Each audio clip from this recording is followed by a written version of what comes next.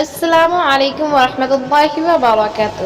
آج ہم آپ کو ایک نندبائی اور مچھلی کا واقعہ سنانے والے ہیں۔ مچھلی کے پیٹ کے کیا نکلا جسے دیکھ کر زمانہ حیران رہ گیا۔ ایران کے ایک بادشاہ کی عادت تھی کہ وہ رات کو بھیش بدل کر راتوں کو نکل جایا کرتا تھا تاکہ وہ لوگوں کے بیچ جا کر ان کی پریشانی کا اندازہ لگا سکے۔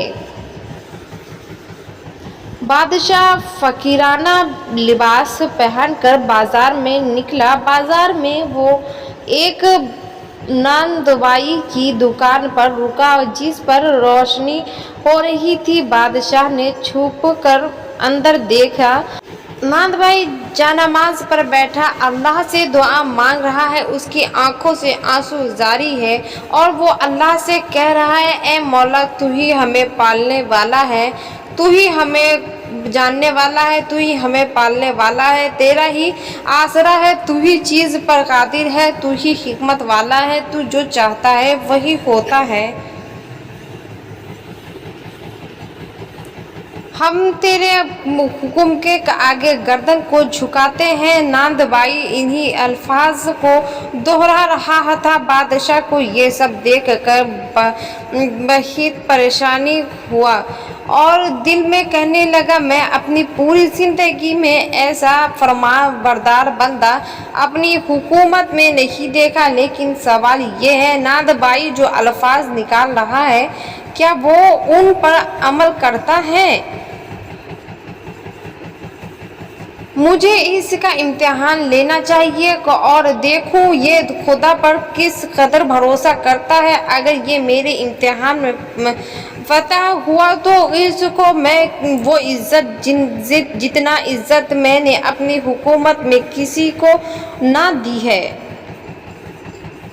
یہ سوچ کر بادشاہ نے دکان کا دروازہ کھٹکھٹایا تو ناندوائی نے پیچھے سے منہ گھمایا اور دیکھا اس کے سامنے ایک فقیر کھڑا ہوا۔ ناندوائی نے بڑی نرمی کے ساتھ اس سے پوچھا، بھائی تم کون ہو اور کیا چاہتے ہو؟ تو اس نے کہا، ہم تو فقیر ہیں، ابھی تمہارے شہر میں داخل ہوئے ہیں، ہمیں کھانے کو روٹی دے دو، لیکن روٹی کی قیمت ادا کرنے کے لیے ہمارے پاس پیسے نہیں ہیں۔ یہ انگوٹھی ہم تمہیں دے دیتے ہیں، جس سے تم بطور امانت اپنے پاس رکھ لو، جب روٹی کی قیمت دیں گے تو انگوٹھی لے لیں گے۔ ناندوائی نے اسے ایک روٹی دے دی۔ انگوٹھی رکھ لی۔ وہ فقیر روٹی لے کر اور دعا دیتے ہوئے وہاں سے چلا گیا۔ ناندوائی نے بنا اس کی پرواہ کیے اس انگوٹھی کو فقیر کے سامنے ہی صندوق میں بند کر دیا۔ یہ دیکھ کر بادشاہ وہاں سے چلا گیا۔ رات گزر گئی، صبح ہوئی۔ صبح کو بادشاہ نے اپنے وزیر کو حکم دیا، فلاں بازار میں ایک ناندوائی کی دکان ہے، اسے بلا لاؤ۔ اس کے ریزدار والے صندوق میں ایک انگوٹھی ہے، کسی بھی ترکیب کے ساتھ اس انگوٹھی کو نکال کر لے آؤ، لیکن اس کے بارے میں ناندوائی کو خبر نہ ہو کہ وہ انگوٹھی کہاں ہے۔ بادشاہ کا حکم سن کر وزیر نے 2 سپاہی کو ساتھ لیا اور اس بازار میں جا پہنچا جہاں پر ناندوائی کی دکان تھی۔ وزیر نے بازار میں جا کر سبھی دکان کے باٹوں کو چیک کرنا شروع کر دیا۔ کہنے لگے، ہمیں یہ خبر ملی ہے کچھ دکانداروں کے باٹ درست نہیں ہیں، اس بازار کے سوداگر لوگوں کو کم چیزیں تول کر دیتے ہیں۔ اسی طرح وزیر ناندوائی کی دکان پر پہنچا۔ وزیر نے اس کے باٹ چیک کیے، وہ سب صحیح تھے۔ وزیر نے کہا، تمہارا وہ ترازو کہاں ہے جس سے تم آٹا تولتے ہو؟ تو नांद बाई ने जवाब दिया, वो तो तराजू तो दुकान के पीछे ही हिस्से में रखा है, मैं उसे अभी हाजिर करता हूँ। ये कहकर जैसे ही नांद बाई दुकान के पीछे गया, वजीर ने फुर्ती से अंगूठी को संदूक में से निकाल लिया, मुझे अपनी जेब में रख ली।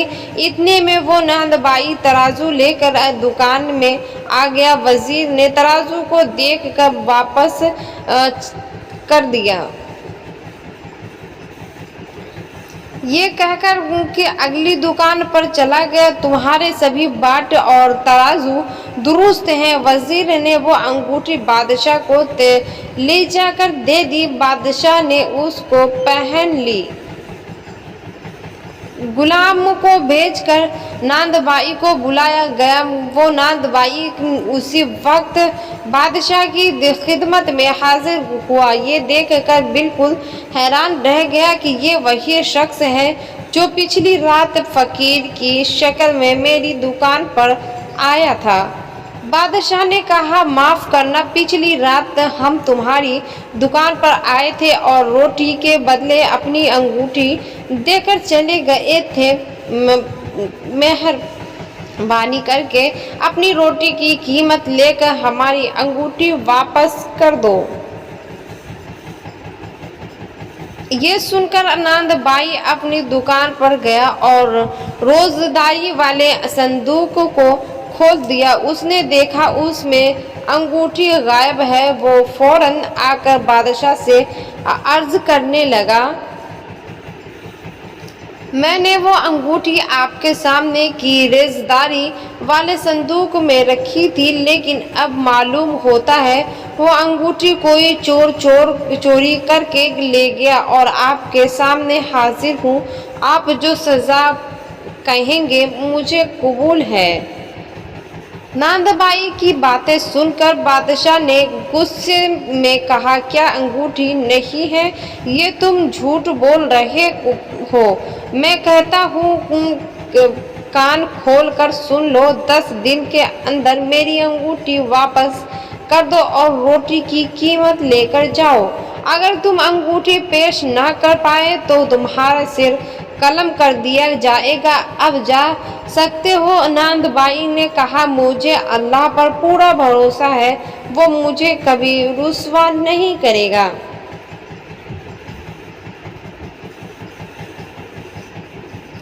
इंशाअल्लाह मैं आपकी अंगूठी 10 दिनों में आपके सामने पेश कर दूंगा। ये कहकर नांद बाई ने बादशाह को सलाम किया और कहा, रुखसत हो गया। बादशाह को उसके इत्मीनान और सुकून पर अजब हैरानी हुई। वो सोचने लगा, अंगूठी तो मैंने अपनी उंगली में पहन रखी है, लेकिन ये बेवकूफ़ 10 दिन के अंदर मेरी अंगूठी को वापस कहाँ से लेकर आएगा। इस बात को 8 दिन का अरसा गुजर गया।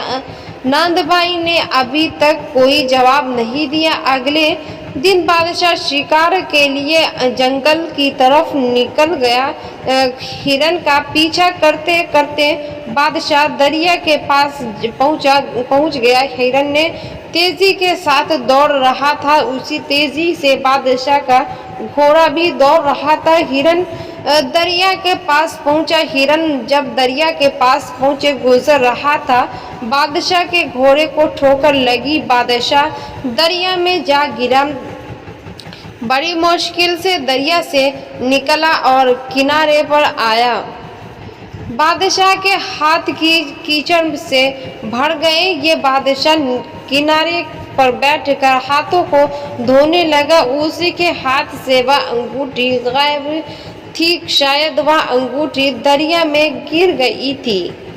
बादशाह को ऐसी अंगूठी की क्या परवाह हो सकती थी। दरिया की दूसरी तरफ एक गरीब मछुआरा चला जाल लगाकर सुबह से बैठा हुआ था। उसके जाल में अभी तक कोई भी मछली नहीं फंसी थी। वो दिल ही दिल में कह रहा था, अगर खाली हाथ गया तो मेरे बच्चे भूखे सोएंगे। वो सब सोच ही रहा था, अचानक उसके जाल में भारीपन महसूस हुआ। उसने जाल को खींचकर देखा, उसके जाल में दो बड़ी बड़ी मछलियां फंसी हुई थी। मछुआरे की खुशी के मारे ठिकाना न रहा। उसने सोचा इन मछलियों को की बड़ी अच्छी कीमत मिल जाएगी। वह मछुआरा और मछलियों को लेकर बाजार में पहुंचा और आवाज लगाने लगा, ताजा मछली ले लो। तो नांदबाई के दुकान में आवाज सुनाई दी। उसने अपनी बीवी को से कहा, हमें मछली खाए हुए कितने दिन गुजर गए, इससे जाकर मछली खरीद लाओ। उसकी बीवी ने झुंझलाकर कहा, 8 दिन गुजर चुके हैं, बादशाह की अंगूठी अभी तक नहीं मिली। 2 दिन बाद जल्लाद तुम्हारा सर कलम कर देंगे और तुम्हें मछली खाने की सूझ रही है। अपनी बीवी की बात को सुनकर नांदबाई कहने लगा, अल्लाह पर भरोसा रख, अगर मेरी जिंदगी बाकी है तो अंगूठी जरूर मिलेगी।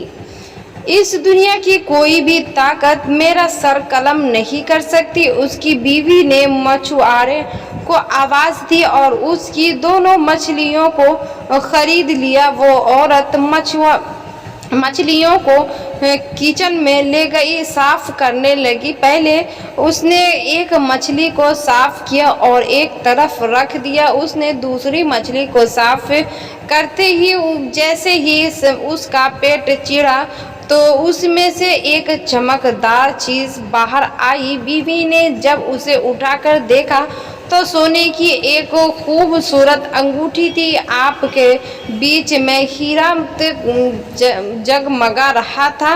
देखकर वो चिल्लाने लगी और कहने लगी, जरा जल्दी से आना और देखना, मुझे मछली के पेट में एक अंगूठी मिली है। नांदबाई अपनी बीवी की आवाज सुनकर दौड़ा दौड़ा आया। बीवी ने उसे अंगूठी दिखाई तो नांदबाई उसे पानी से धोकर साफ किया और पहली नजर में ही वो इसे पहचान गया।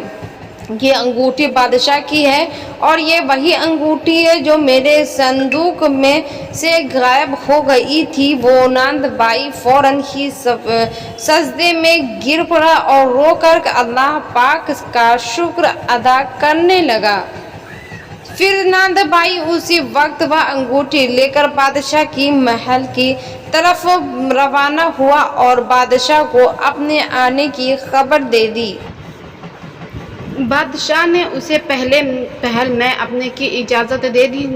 नांदबाई बादशाह के सामने खड़ा हुआ और उसे सलाह अर्ज करने लगा। बादशाह ने उसे देखकर कहा, हमने तो जो तुम्हें मोहलत दी थी उसे ख़त्म होने में अभी 2 दिन बाकी है, लेकिन हमें मालूम होता है कि तुम हमारी अंगूठी को तलाश नहीं कर पाए। अपनी मोहलत को और आगे बढ़ाने के लिए हमारे पास टाइम नहीं है, लेकिन अब हम तुम्हें 1 दिन की मोहलत देने के लिए भी तैयार नहीं है।